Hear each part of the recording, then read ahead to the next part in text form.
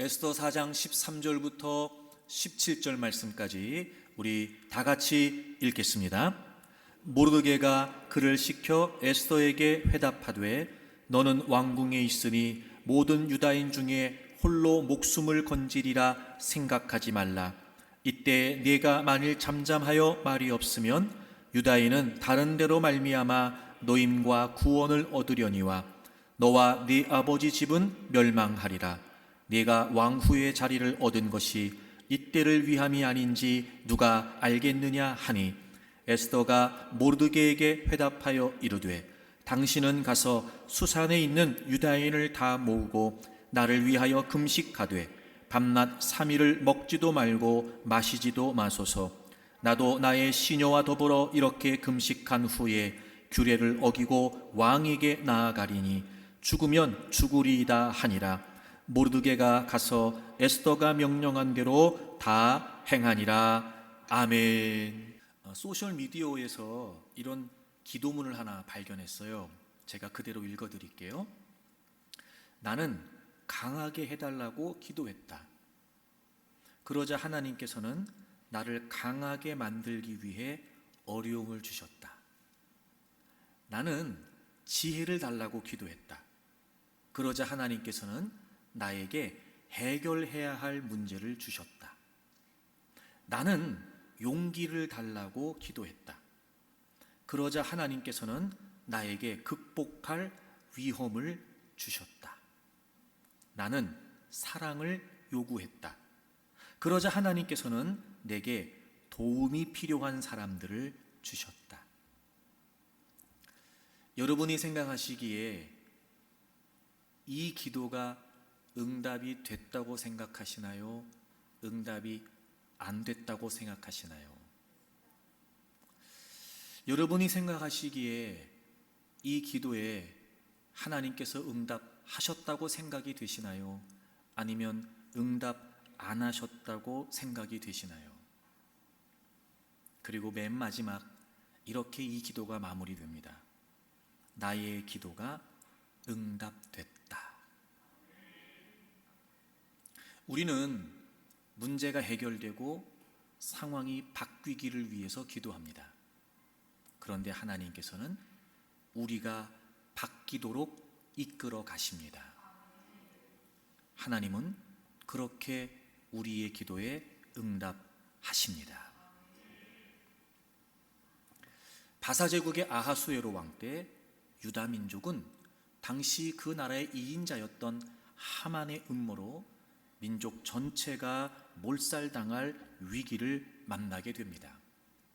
이 사실을 먼저 알고 있었던 모르드게는 왕후 유다인이었던 에스더에게 이 사실을 전달하게 되지요.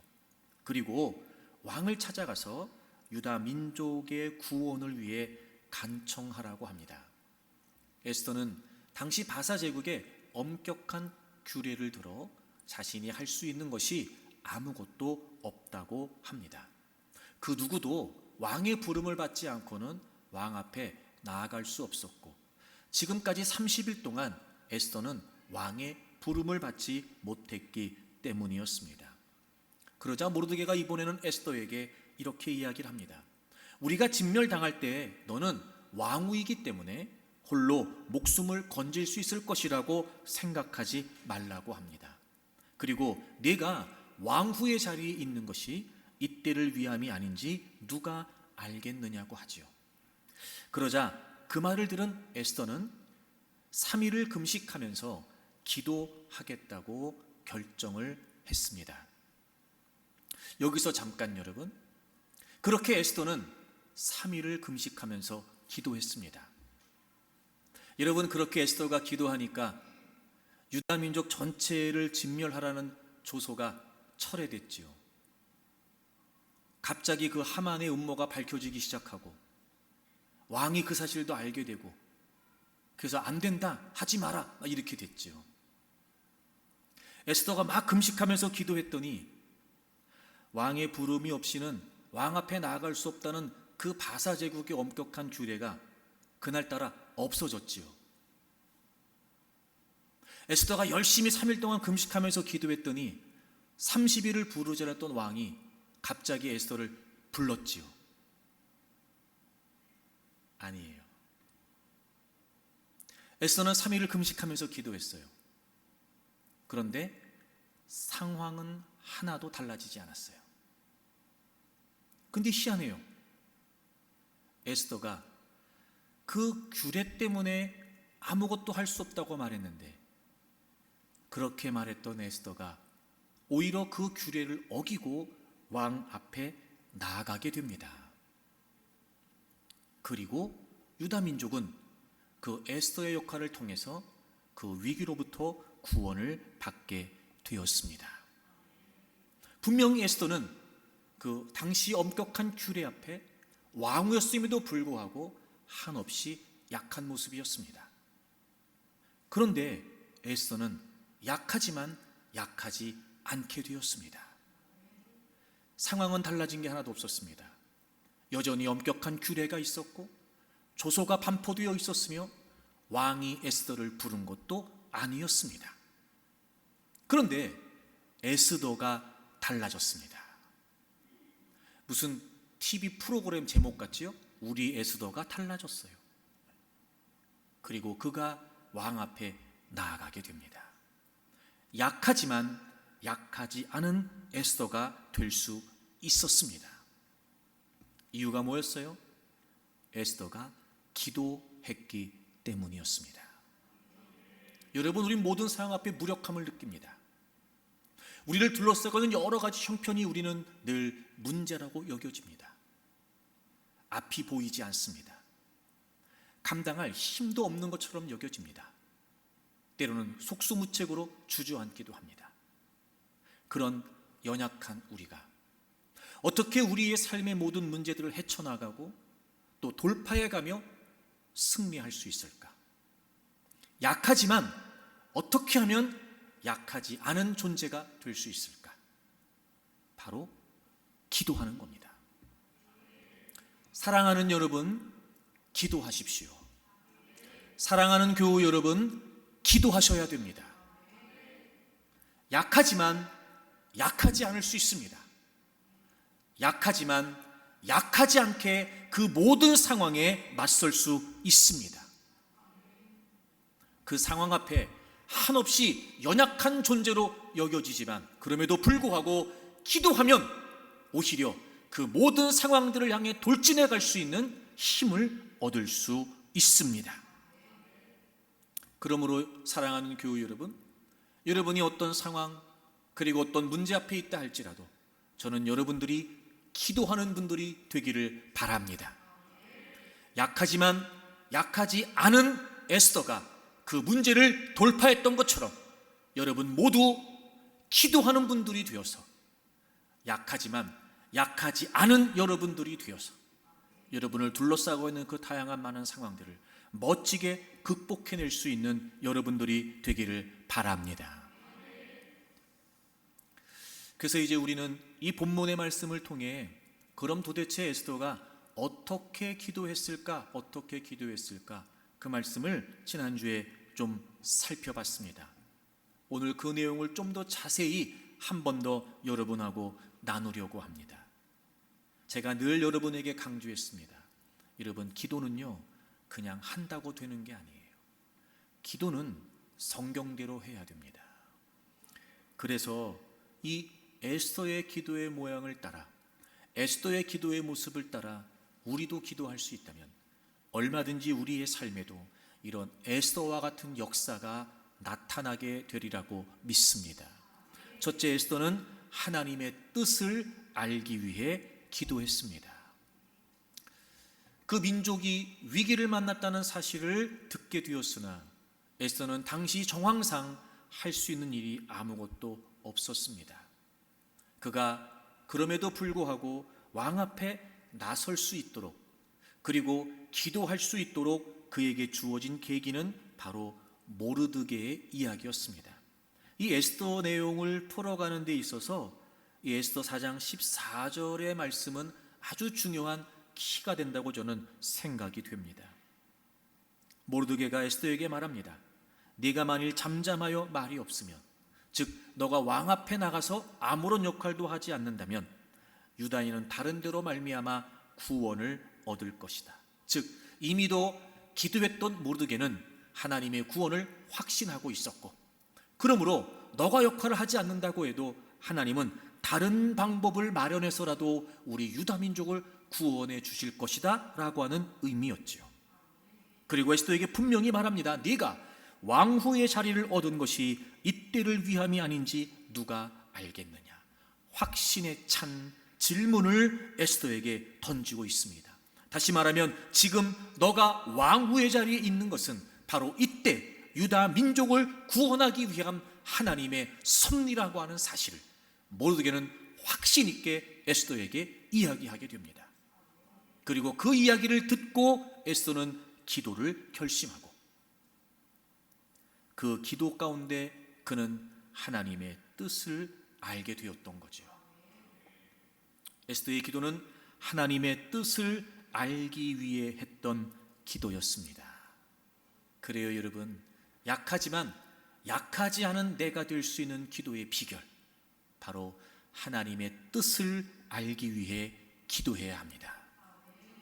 사랑하는 여러분, 한 가지 분명히 제가 여러분에게 약속할 수 있습니다. 하나님의 뜻을 알기 위해 기도하면 하나님의 뜻을 알 수 있습니다. 왜냐하면 제가 이렇게 단언해서 말씀드릴 수 있는 것은 저의 이야기가 아니라 하나님의 약속이기 때문에 그렇습니다. 여러분, 우리가 너무나 잘 알고 있는 말씀 있죠? 예레미야 33장 3절, 너는 내게 부르짖으라. 내가 내게 응답하겠고 내가 알지 못하는 크고 은밀한 일을 내게 보이리라. 이렇게 말이죠. 하나님은 우리에게 기도하라고 말씀하시네요. 그럼 하나님께서 응답하시겠다는 거예요. 그 응답이 뭐예요? 내가 알지 못하는 크고 은밀한 일들을 하나님께서 보여주시겠다는 거예요. 근데 여기서 우리가 한 가지 주의할 점이 있어요. 크고 은밀한 일, 우리가 알지 못하는 크고 은밀한 일을 보여주신다. 여러분, 이 부분에 있어 우리가 다소 오해할 수도 있어요. 이런 본문을 우리가 볼 때마다 희한한 뭔가를 상상할 수도 있습니다. 크고 은밀한 일을 보여주신다, 이렇게 되어 있으니까 말이죠. 그래서 하나님께서는 우리가 나름대로 하나님의 말씀을 오해하지 않도록 3절 이전에 2절을 먼저 기록하셨어요. 여러분, 성경을 좀 찾겠습니다. 예레미야 33장입니다. 3절에서는 기도하면 응답하시겠다고 하나님이 말씀하시고, 2절에서는 기도하면 응답하시겠다고 말씀하신 하나님이 어떤 분이신지를 먼저 언급하세요. 33장 2절을 보세요. 이를 행하시는 여호와, 그것을 만들며 성취하시는 여호와, 그의 이름을 여호와라 하느니가 이와 같이 이르시도다. 아멘. 하나님이 하나님 자신에 관해 말씀하세요. 나는 여호와다, 여호와다. 여러분, 여호와라고 하는 이 하나님의 명칭은 반드시 하나님의 약속대로 이루시는 신실하신 하나님이시란 뜻이에요. 이를 행하시는 분이 누구세요? 하나님이세요. 그것을 만드시는 분이 누구세요? 하나님이세요. 그것을 성취하시는 분이 누구세요? 하나님이세요. 그리고 하나님이 말씀하세요. 너는 내게 부르짖어. 그럼 내가 응답할 거야. 내가 뭘 응답하는지 알아? 너네들이 알지 못하는 크고 은밀한 일을 내가 너희들에게 보여줄 거다라고 말씀하시는 거예요. 그럼 여러분, 우리가 기도할 때 하나님이 크고 은밀한, 우리가 알지 못하는 크고 은밀한 일을 알려주시겠다라고 하는 말씀은 뭐예요? 하나님이 뭘 계획하시는지, 하나님이 그 일을 어떻게 행하시려고 하는지, 그래서 마침내 하나님은 어떻게 이루시려고 하는지, 이를 만드시고 행하시고 성취하시는 하나님이 약속하신 거니까. 다시 말해, 우리가 기도할 때 응답하신다고 약속하신 이 크고 은밀한 일은 뭐예요? 우리를 향하신 하나님의 뜻이에요. 희한한 상상하지 마세요. 엉뚱한 상상하지 마십시오. 우리가 알지 못하는 크고 은밀한 일을 보여주시겠다는 것은 이를 계획하시고 이를 행하시고 이를 성취하시는 하나님께서 말씀하신 약속이에요. 여러분, 하나님께서 우리의 인생에 어떤 것을 계획하고 계시는지 말씀해 주시지 않으면 우리는 알 수 없죠. 그 계획을 어떻게 이끄셔서 마침내 어떻게 이루신다, 이것을 하나님이 말씀해 주시지 않으면 우리는 알 수 없어요. 그런데 하나님은 약속해 주셨어요. 그것을 알기 위해 기도하면 분명히 하나님이 알려주시겠다는 거예요. 그러므로 하나님의 뜻을 알기 위해 기도하면 하나님의 뜻을 알 수 있습니다. 왜요? 하나님께서 하나님의 뜻을 알게 하실 테니까요. 그러므로 우리가 하나님께 기도한다고 말할 때마다 우리는 하나님의 뜻이 무엇인지, 하나님의 계획이 어디에 있는지 우린 그걸 위해 기도해야 되는 거예요. 예를 들면 이런 거겠죠. 하나님, 지금 제 앞에 너무 감당하기 힘든 문제가 있습니다. 저 이것 때문에 너무 괴롭습니다. 오랜 시간 저를 압박하고 짓누르는 듯 여겨집니다. 이것만 생각하면 힘이 생기지 않습니다. 이것 때문에 때로는 짜증도 나고 이것 때문에 불안하기도 합니다. 그렇게 기도를 시작할 수 있겠죠. 얼마든지요, 여러분. 그런데 하나님, 제 인생을 주관하시는 분은 하나님이시죠. 분명히 하나님의 섭리 안에 제 삶을 이끌어가고 계시지요. 하나님, 어떤 하나님의 뜻이 담겨져 있나요? 무슨 계획을 하나님 갖고 계시는 거지요? 하나님, 이 문제 이면에 어떤 뜻을 갖고 계시는 거예요? 하나님, 어떻게 일하시려고 하시죠? 그럼 이 상황을 통해 마침내 하나님은 뭘 이루시려고 하는 거예요? 하나님, 제가 그거 알고 싶습니다. 힘들고 괴로운 마음은 감출 수 없지만 저는 그 하나님의 선하심을 신뢰합니다. 하나님, 제게 말씀해 주세요. 이렇게 기도할 수 있단 말이에요. 근데 우리는 기도할 때마다 우리에게 필요한 거, 우리가 원하는 것만 구하는 거예요.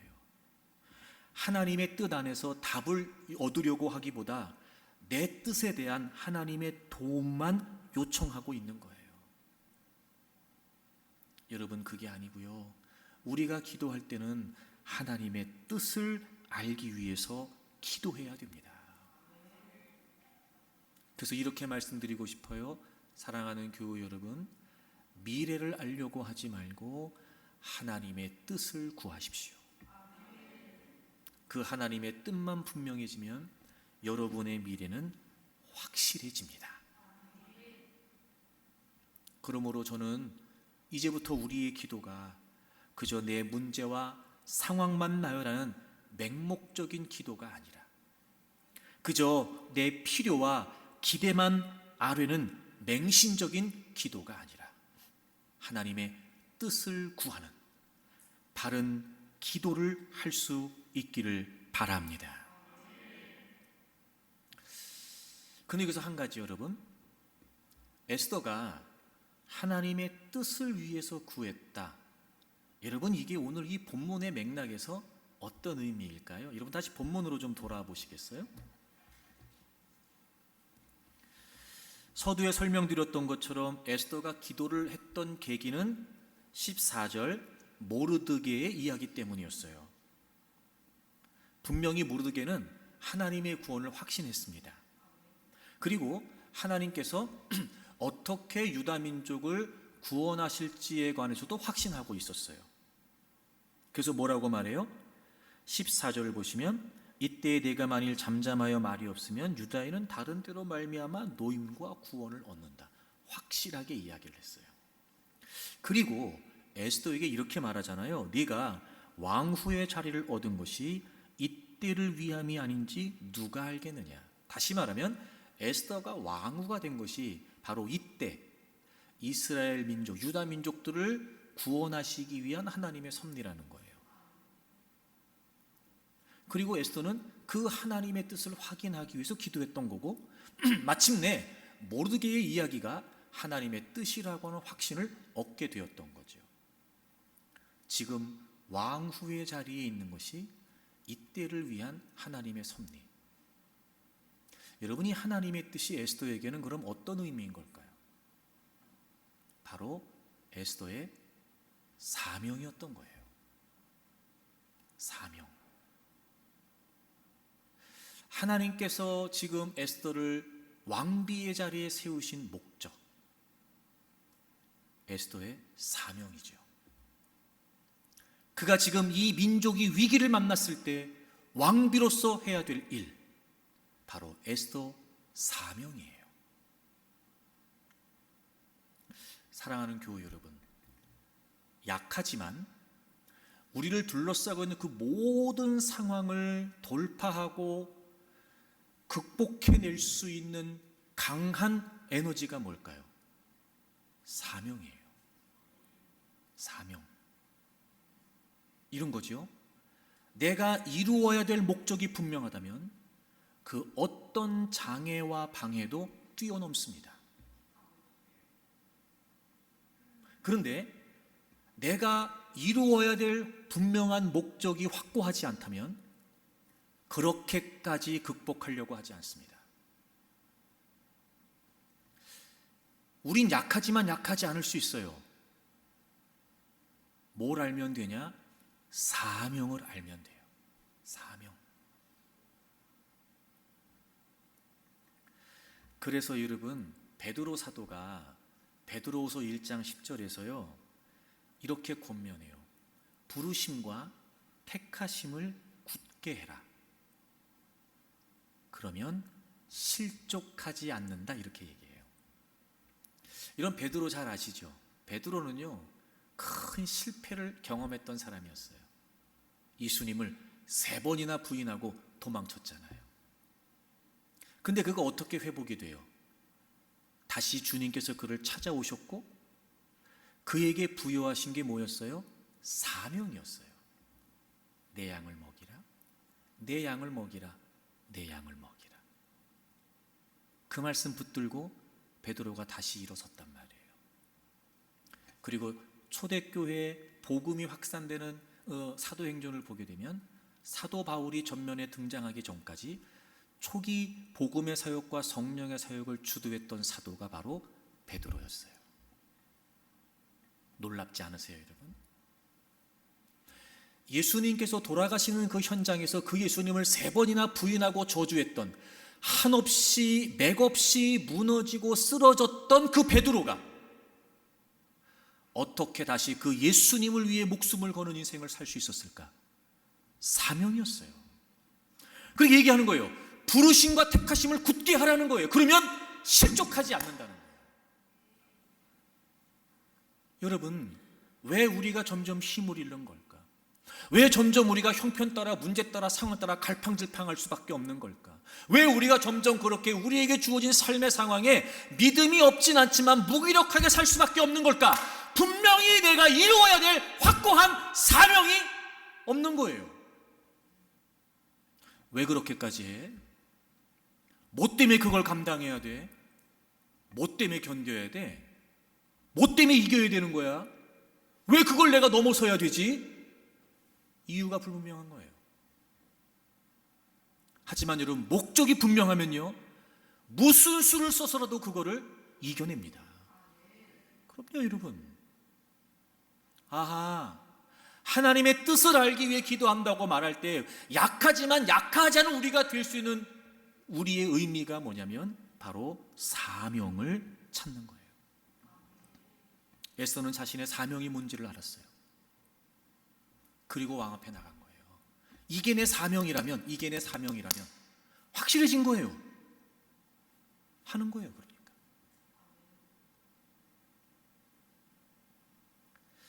그래서 여러분, 우리가 분명히 알아야 될 게 뭐냐면 사명이 확실해지면 어떤 문제가 우리에게 있어도요 최소한 그 문제에 맞서고 부딪히기라도 합니다. 절대로 문제 앞에 주저앉지 않아요. 저는 여러분들이 여러분의 삶의 사명을 확실히 찾을 수 있기를 바랍니다. 그리고 그 사명을 여러분의 분명한 목적으로 삼고 하루하루를 살아가는 거죠. 이렇게도 말할 수 있지 않을까, 여러분? 소망이 있는 사람은 결코 포기하지 않습니다. 이런 거죠, 여러분. 우리에게 소망은 현재가 아니라 미래예요. 근데 원수마귀가요 이 아주 중요한 원리를 다 뒤집어 엎어버렸어요. 그래서 이제는요 미래를 소망으로 여기지 않아요. 오늘 즐기면 끝이에요. 오늘 좋으면 끝이에요. 내일 생각하지 말라는 거예요. 여러분, 이거 원수마귀 장난이에요. 속지 마세요. 아니, 궁극적으로 우리 그리스도인들에게 소망은 뭐예요? 주님이 다시 오시는 재림이에요. 미래라고. 여러분, 오늘 즐긴다고? 여러분, 주님의 재림이 미래가 그게 우리에게 소망인데 오늘 죄 짓고 살 수 있겠어요? 그럴 수 없죠. 근데 오늘이면 된다고? 천만에요. 여러분, 속지 마십시오. 그게 아니에요. 진짜 소망은 오늘이 아니라 내일이에요. 이런 원래 세상의 이치도 그랬어요. 오늘 씨를 심으면 내일 바로 열매가 열리죠, 여러분. 예? 아이, 그렇지 않아요. 오늘 심으면 내일 바로 여러분 거둘 수 있죠. 천만에요. 그럼 오늘 심는 이유가 뭐예요? 내일 때문이에요. 여러분, 세상의 이치도요, 미래가 소망입니다. 근데 원수마귀가요, 다 이걸 뒤집어 엎어버렸어요. 우리로 하여금 아주 잘못된 생각 속에 살게 만들어요. 오늘만 즐기라는 거야. 오늘만. 우리가 여기에 다 쏙는 거예요. 오늘이 소망이 아니고 내일이 소망이에요. 자, 여러분, 에베소서 1장을 찾아보세요. 에베소서 1장. 바울 사도가 에베소서를 쓰면서 그들을 향한 기도를 적어요. 그들을 향한 기도를 적어요. 에베소서 1장을 보세요. 16절 보시면 내가 기도할 때에 기억하며 너희로 말미암아 감사하기를 그치지 아니하고. 그러니까 이 뒤에 나오는 내용은 지금 바울 사도가 에베소 교회를 향해서 하는 기도문이에요. 17절 우리 주 예수 그리스도의 하나님 영광의 아버지께서 지혜와 계시의 영을 너희에게 주사. 지혜와 계시의 영을 너희에게 주사. 첫째, 하나님을 알게 하시고. 여러분, 그런 걸 보면 하나님을 깨닫는다, 하나님을 안다, 이거는요 우리의 세상적인 지식이나 이성으로 되는 게 아니에요. 하나님의 지혜 그리고 성령님의 역사로만 가능한 거예요. 두 번째, 그 다음 보세요. 18절이 중요해요. 너희 마음의 눈을 밝히사 그의 부르심의 소망이 무엇이며. 그의 부르심의 소망이 무엇이며. 두 번째, 하나님께서 너희들에게 지혜와 계시의 영을 주셔서 부르심의 소망이 무엇인지를 알게 해달라는 거예요. 여러분, 여기에서 이 부르심의 소망이라는 건 무슨 말이냐면요, 부르심 자체가 소망이라는 거예요. 즉, 부르심이 소망이라는 거. 그러니까 뭘 깨닫기를 원하느냐? 부르심이 소망이라는 것을 깨닫기를 원한다고 기도하고 있는 거예요. 하나님께서 지혜와 계시의 영을 주셔서 부르심이 소망이라고 하는 사실을 깨닫게 해달라는 거예요. 여러분, 우리 모두에게 이런 기도의 제목이 있었으면 좋겠습니다. 하나님, 제게 지혜와 계시의 영을 주셔서요, 저를 부르신 그 부르심이 소망이라는 걸 좀 알게 해 주십시오. 그러니까 보세요, 여러분, 사명이 뭐예요? 소망이에요.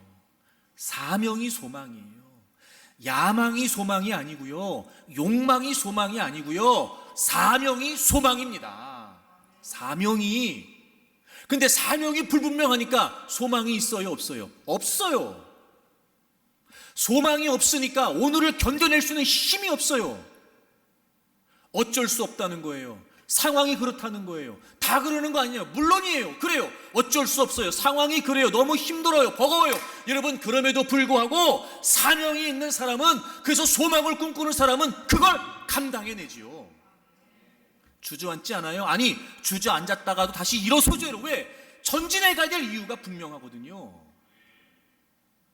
사랑하는 교회 여러분, 여러분 스스로의 모습을 한번 살펴보십시오. 무엇이 문제일까? 무엇이 문제일까? 사명이 확실하십니까? 사명이? 그런데 우리를 향하신 하나님의 뜻 중에서 가장 중요하고 가장 근원적인 사명이 불분명한 거예요. 잊으시면 안 돼요. 부르심이 소망이에요. 사명이 소망이라고요, 여러분.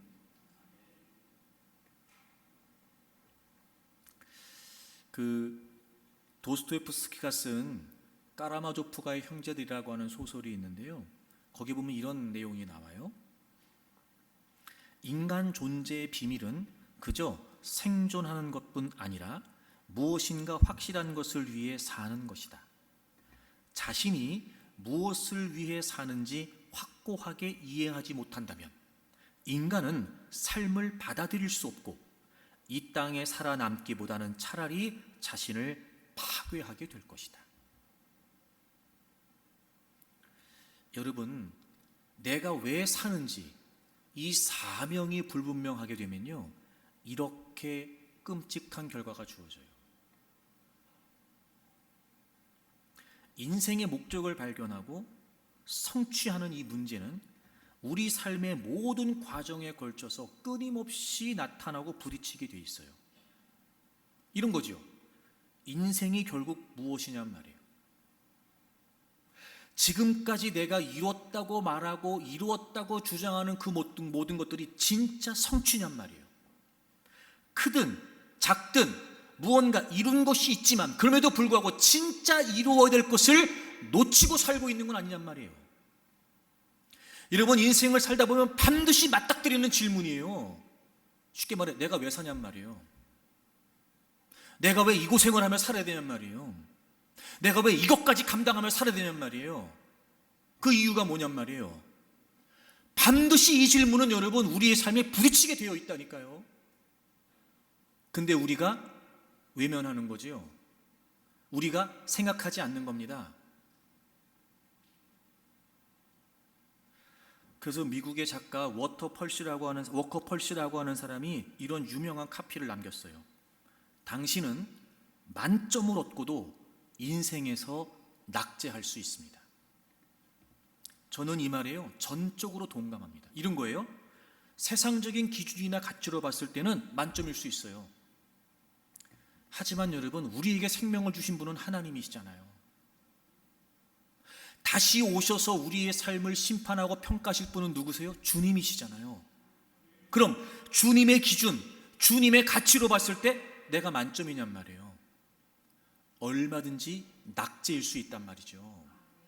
여러분, 잊으시면 안 됩니다. 주님은 다시 재림하세요. 우리는 그러면 다 그분의 심판대 앞에 서야 합니다. 무엇을 위해 어떻게 살았는지 낱낱이 주님이 다 우리에게 평가하실 거라고요. 그러니까 나름대로 지금 내가 무엇을 이루었다고 말하는 그 모든 것들이 과연 주님이 다시 오셨을 때 그때 가서도 얼마나 유효하냔 말이죠. 만약 그렇지 못하다면 아무리 지금 내가 만점 인생인 것처럼 보여줘도 만점일 수 없어요. 낙제가 될 수밖에 없다는 거예요. 그래서 여러분, 예수님께서 마지막 때에 관해 말씀하시면서 마태복음 7장에 나더러 주여 주여 하는 자마다 천국에 가는 게 아니다, 아버지의 뜻대로 사는 자가 천국에 가는 거라고 말씀하셨어요.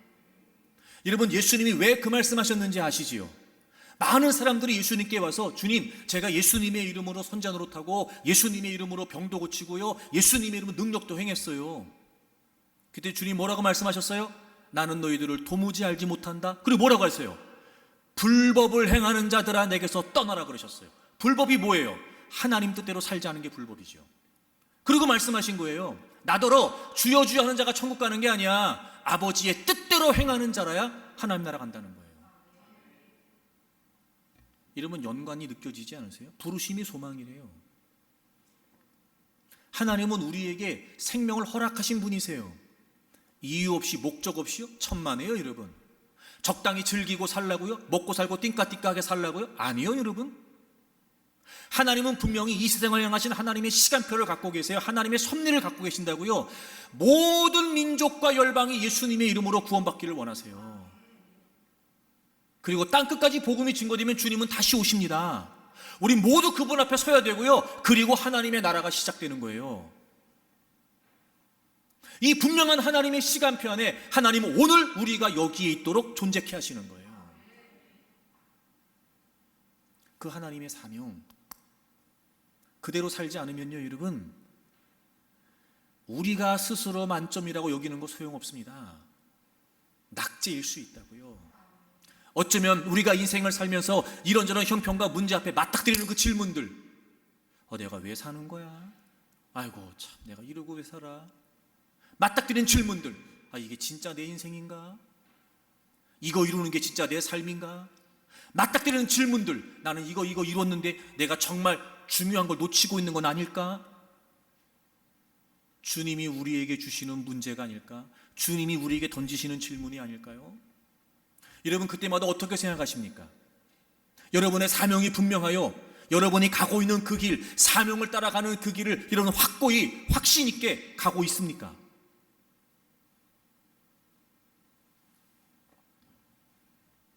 왜 그럴까요, 여러분? 왜 그럴까? 자, 누가복음 21장을 찾으세요.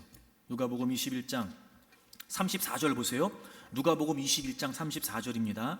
너희는 스스로 조심하라. 스스로 조심하라. 스스로 살피라는 거예요. 스스로 주의하고 스스로 깨어 있으라는 거예요. 왜요? 그렇지 않으면 방탕함, 술 취함, 생활의 염려로 마음이 둔해진대요. 마음이 둔해진대요. 여러분, 여기에서 마음이 둔해진다는 말이 무슨 말이냐면요, 심령이 분별력을 상실했다는 거예요. 다시 말하면 영적인 분별력이 어두워진 거예요. 마음이 둔해졌어요. 그래서 뜻밖의 그날이 덫과 같이 너희에게 임한답니다. 여러분, 우리가 뭐 때문에 사명을 놓치는지 아세요? 뭐 때문에 사명을 놓치고 휘청거리는지 아세요? 술 취함, 방탕함, 생활의 염려. 다시 말하면 이 세상에서 생존이 우리에게 이유가 아니고 생존의 마음을 두게 되면 우리의 마음은 둔해질 수밖에 없다고. 영적인 상실, 영적인 분별력을 다 잃어버릴 수밖에 없어요. 생존이 이유가 아니라 사명이 이유가 돼야죠. 하나님 왜 나를 이 땅에 존재케 하시나? 난 무엇을 하나님께 이루어 드려야 될까? 그 분명한 하나님의 나라의 완성 가운데 하나님은 나에게 뭘 원하시는가? 난 뭘 감당해야 될까?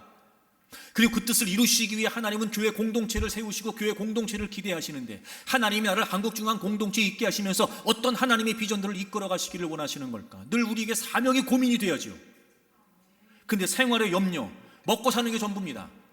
세상에서 즐기고 사는 게 전부예요. 그게 단 줄 알아요. 그러니까 어떻게 돼요? 영적인 분별력을 상실합니다. 놀랍죠? 그렇게 살면 어떻게 된대요? 뜻밖의 주님이 재림이 덫과 같이 임한대요. 여러분, 주님이 재림하시면 딱 그분 앞에 서야 되잖아요. 결산해야 되잖아요. 결산해야 되는 그 주님의 날을 준비하고 살아도 쉽지 않은데 그 날을 뜻밖의 맞이한답니다. 보세요, 여러분. 보세요. 자, 잘 들으세요. 아하, 여러분 보세요. 주님의 뜻대로 살지 않으면 주님의 재림이 뜻밖의 임하는 거예요. 주님의 사명, 주님의 뜻대로 살지 않으면 주님의 재림을 뜻밖의 맞이하게 된다고요. 여러분, 이것처럼 안타까운 일이 어디 있어요? 이것처럼 먹고 사는데 생존이 이유가 되어 정신을 살았어요. 사명을 놓친 채 뜻밖의 주님이 오신 거예요. 그거 아시죠? 주님 다시 오시면 게임 끝이라는 거. 더 이상 기회가 있어요, 없어요? 없어요. 사명이 뭐냔 말이에요, 사명. 근데 사명을 위해 살면 영적인 분별력을 상실하지 않아요. 오히려 사명이 분명해지면 분명해질수록 주님이 다시 오실 날을 기대하겠지. 왜? 내가 사명 때문에 감내해야 되고, 사명 때문에 견뎌야 되고, 사명 때문에 몸부림치고, 사명 때문에 여러분 이런저런 어려움을 견뎌내면서 사명 때문에 헌신하고 섬기고 충성하니까 그 주님이 다시 오시는 그날이 얼마나 기대가 되겠냔 말이에요. 왜? 사명이 소망이니까. 사랑하는 교회 여러분, 정말 주님의 이름으로 간곡히 권면합니다. 여러분의 사명은 무엇입니까?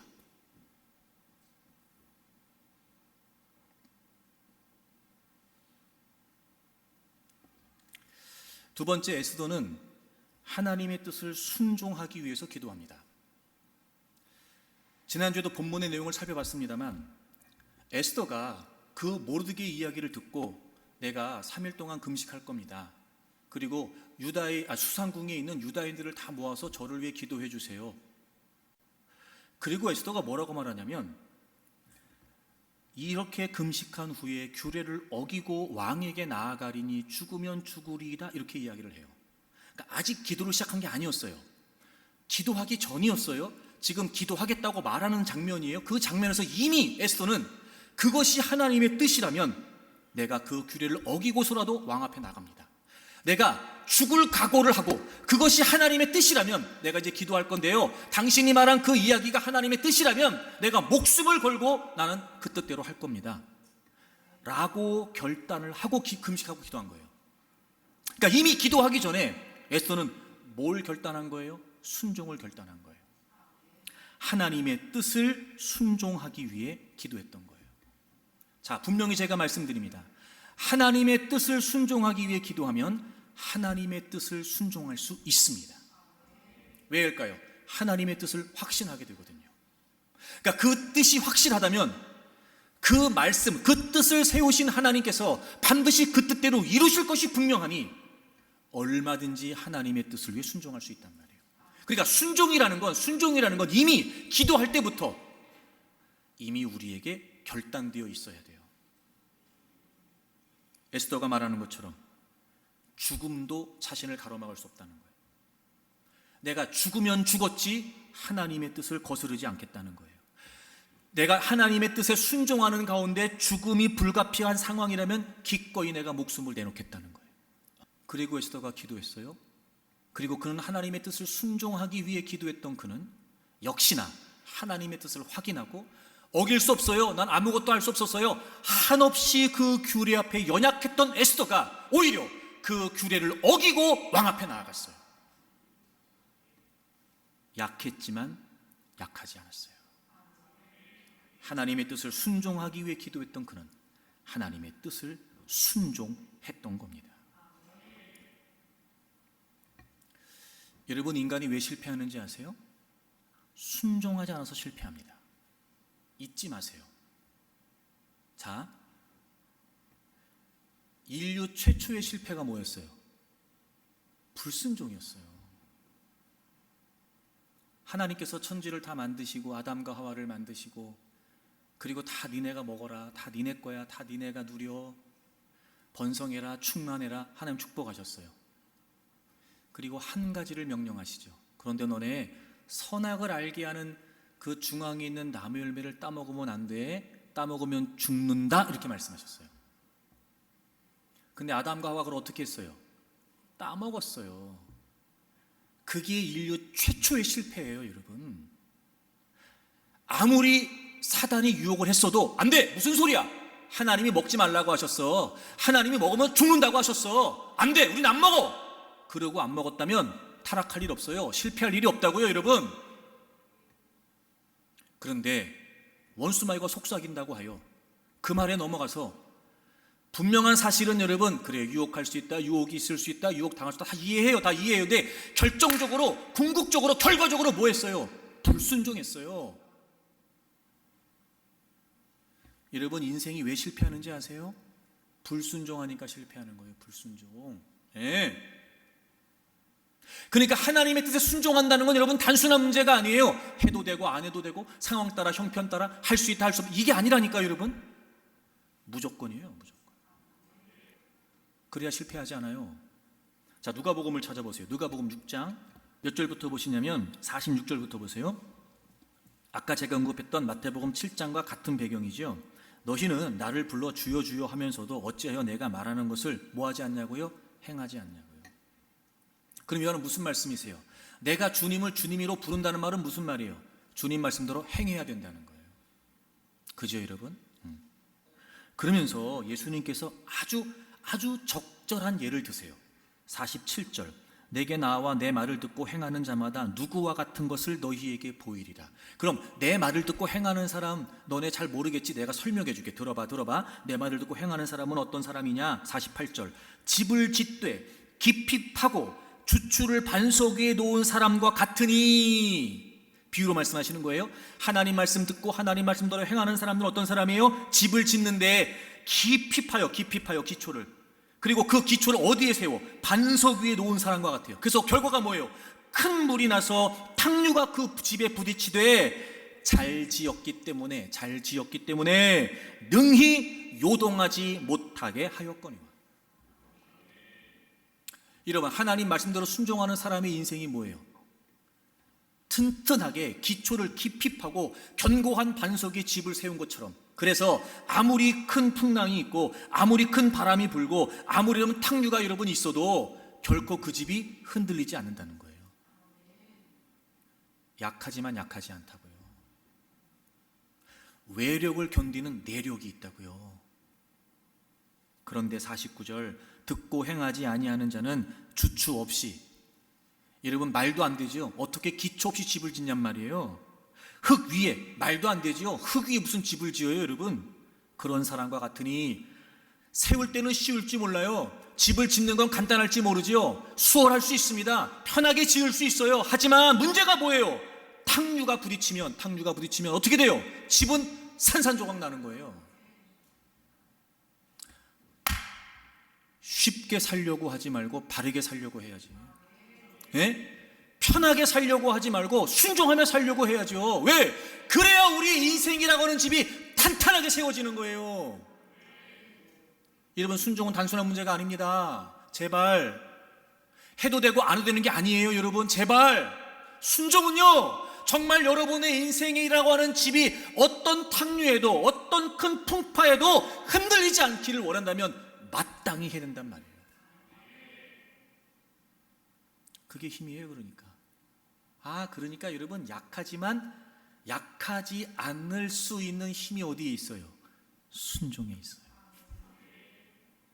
분명하죠, 여러분? 인생의 실패가 뭐예요?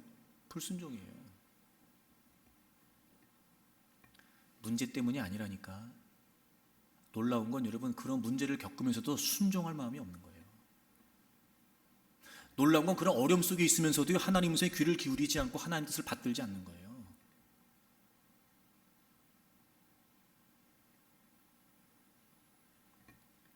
사랑하는 교우 여러분, 정말 사랑하는 교우 여러분, 주님의 이름으로 부탁합니다.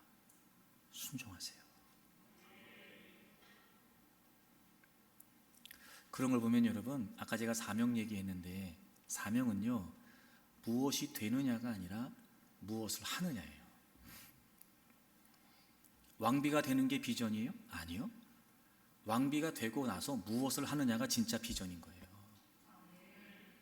우린 뭐가 되는 걸 비전이라고 생각하고 뭐가 되는 걸 사명이라고 생각해. 천만에요, 여러분. 의사가 되는 게 사명이겠어? 어떤 의사가 되느냐가 진짜 사명이지. 목사가 되는 게 사명이겠습니까? 어떤 목사가 되느냐가 사명이죠. 네. 그래서 여러분, 이 하나님의 뜻이 분명하고 그 하나님의 뜻에 순종하면 여러분, 그 인생은요 100% 잘 됩니다. 100%. 그리고 여러분, 약하지만 절대 약하지 않습니다. 어떤 세파도요, 어떤 유혹도요, 그리고 어떤 도전도요 넉넉히 감당해냅니다. 넉넉히. 그러니까 하나님의 뜻을 알기 위해 기도하고 하나님의 뜻을 순종하기 위해 기도하십시오. 그리고 하나님의 사명을 깨달았다면 그 사명대로 사십시오. 그러면 어떤 세상의 도전과 유혹도 능히 돌파해낼 수 있고, 여러분 앞을 아무리 첩첩산중이 가로막고 있다 할지라도 그 첩첩산중도 다 무너뜨리고 돌파할 수 있는 힘이 바로 하나님의 뜻을 순종하는 데 있다는 거예요. 제가 얼마 전에 한 기사를 봤는데요, 아주 한때 우리나라에서 유명했던 아주 한 900만이 들었던가, 그 영화에 출연했던 배우, 계속해서 인기 가도를 달렸던 배우, 이 영화 배우가 한순간에 전과 3범이 되고 나락으로 떨어진 거예요. 교만했다 그러더라고요. 그때 관해 이렇게 고백을 해요. 화려한 스포트라이트도 받았지만 가장 바닥으로 추락해서 나를 원하던 사람들, 응원하던 사람들이 등을 돌려버렸고, 그렇게 처절하게 버림받았던 시간이었습니다. 그 기간이 그랬던 거예요. 너무 다행인 건 그 기간에 그가 예수님을 만나게 된 거예요. 그리고 그 인생이 바뀌었어요. 뭐라는가 봤더니 어려운 사람들을 찾아다니면서 실제로 도와주고 그리고 복음을 전하는 사역을 하더라고요. 한 번은 한 겨울에 노숙자 사역을 하고 있었대요. 근데 그때 예전에 알고 지냈던 배우 형이 만나자고 연락이 왔대요. 신라 호텔로 오라고.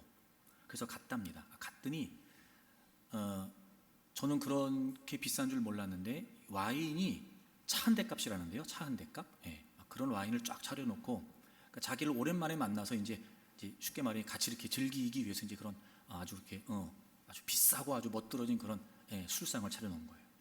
그런 자리를. 그래서 이제 와인을 건네주는데 이분이 나 이제 이거 안 마십니다. 그리고 분명히 거절을 했다는 거예요. 그 술은 안 마셨대요.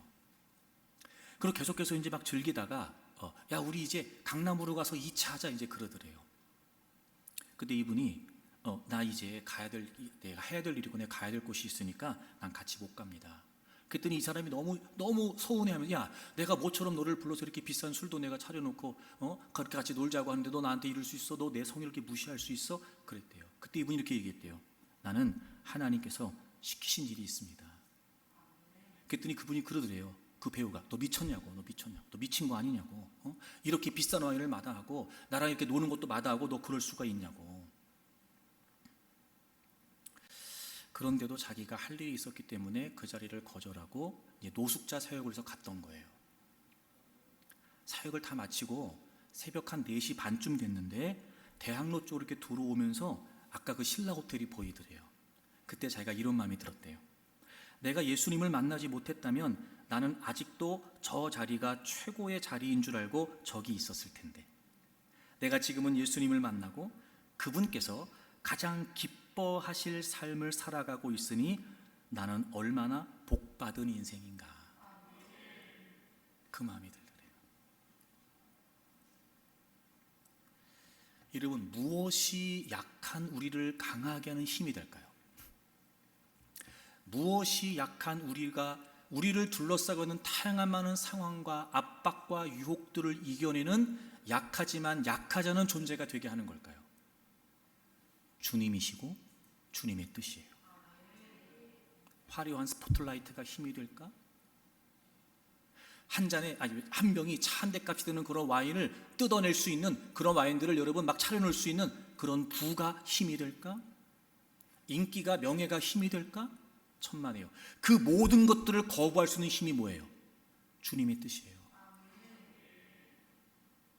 사랑하는 교회 여러분, 약하지만 약하지 않을 수 있습니다.